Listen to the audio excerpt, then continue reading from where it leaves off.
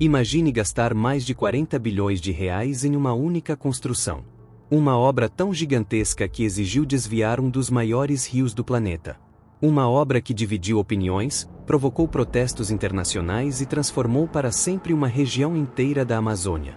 Mas aqui está a pergunta: o que poderia justificar um investimento tão absurdo?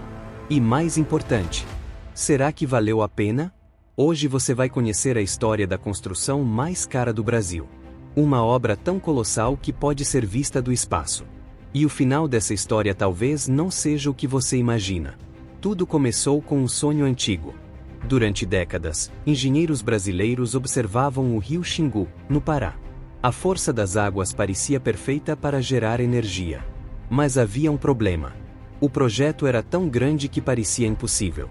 Enquanto cidades inteiras consumiam cada vez mais eletricidade, o Brasil enfrentava um desafio. Como alimentar uma população crescente sem depender apenas de combustíveis fósseis? A resposta parecia estar escondida no coração da Amazônia. Foi então que nasceu um dos projetos mais ambiciosos da história brasileira: a usina hidrelétrica de Belo Monte. Mas ninguém imaginava o tamanho da transformação que estava por vir. Quando as máquinas começaram a chegar, o mundo ficou impressionado. Milhares de trabalhadores foram mobilizados. Estradas precisaram ser abertas. Montanhas de terra foram removidas. Canais artificiais gigantescos foram escavados. Em alguns momentos, mais de 25 mil pessoas trabalhavam simultaneamente no projeto. Era como construir uma cidade inteira apenas para erguer outra construção ainda maior. O objetivo? Controlar parte da força colossal do rio Xingu. Para se ter uma ideia, a quantidade de concreto utilizada poderia construir dezenas de estádios de futebol. E os custos? Eles não paravam de crescer. O orçamento inicial explodiu. Bilhões foram sendo adicionados ao projeto.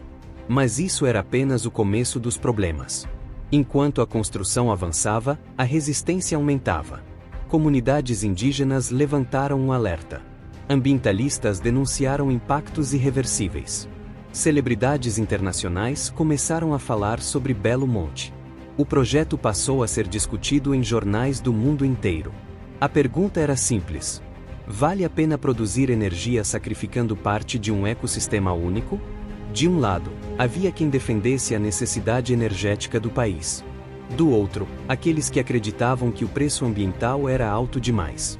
A obra se tornou muito mais do que uma hidrelétrica. Ela virou um símbolo. Um símbolo do eterno conflito entre desenvolvimento e preservação. E mesmo em meio às críticas, as máquinas continuaram trabalhando. Sem parar. Dia e noite. Durante anos. Finalmente, após quase uma década de construção, Belo Monte começou a operar plenamente. O resultado impressionou.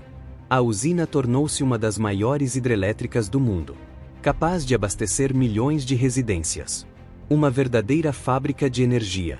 Mas o custo final surpreendeu até os especialistas. Aquilo que havia começado com uma previsão muito menor acabou ultrapassando a marca dos 40 bilhões de reais. Uma cifra tão grande que é difícil até imaginar. Se você gastasse R$1.000 por dia, levaria mais de 100 mil anos para gastar essa quantia. E então surgiu a pergunta que permanece até hoje. Foi um investimento necessário ou um erro bilionário? Independentemente da resposta, uma coisa é certa: Belo Monte entrou para a história. Não apenas como uma usina, mas como uma das maiores demonstrações da capacidade humana de transformar a natureza. Uma obra tão gigantesca que mudou rios, cidades, vidas e o próprio mapa energético do Brasil. E talvez o mais impressionante seja perceber que tudo isso começou com uma simples ideia: acreditar que era possível controlar a força de um dos maiores rios do planeta. Mas agora eu quero saber sua opinião. Você acha que Belo Monte valeu os bilhões investidos? Ou existem limites que nenhuma obra deveria ultrapassar? Escreva sua resposta nos comentários. Porque essa discussão continua aberta até hoje.